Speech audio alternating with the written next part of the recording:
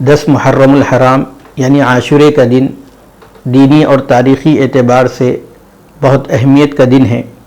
اللہ کے رسول صلی اللہ علیہ وسلم مکی اور مدنی زندگی میں اس دن روزے کا اہتمام فرماتے تھے۔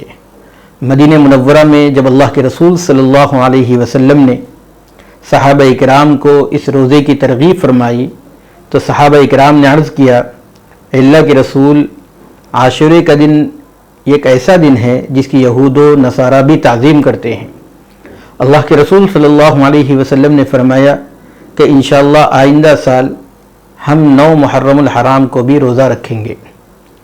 حضرت عبداللہ ابن عباس رضی اللہ تعالیٰ عنہ سے مروی ہے، اللہ کے رسول صلی اللہ علیہ وسلم نے فرمایا، صوموا یوم عاشوراء وخالفوا فیہ الیہود صوموا قبلہ یوما او بعدہ یوما، مسند احمد حدیث نمبر 2154۔ اللہ کے رسول صلی اللہ علیہ وسلم نے اس دن کے تعلق سے فرمایا کہ تم عاشورے کے دن روزہ رکھو اور یہود کی اس میں مخالفت کرو کہ ایک دن پہلے یا ایک دن بعد عاشورے کے ساتھ روزے کا اہتمام کر لیا کرو۔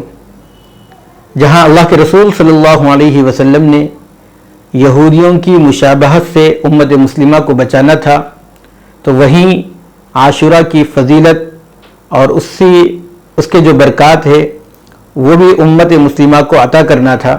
اس لیے اللہ کے رسول صلی اللہ علیہ وسلم نے 10 محرم الحرام کے ساتھ 9 یا 11 کا روزہ ملانے کے لیے کہا ہے۔ اسی لیے فقہاء اکرام نے تنہا 10 محرم الحرام کے روزے رکھنے کو مکروہ تنزیہی یعنی خلاف اولا قرار دیا ہے۔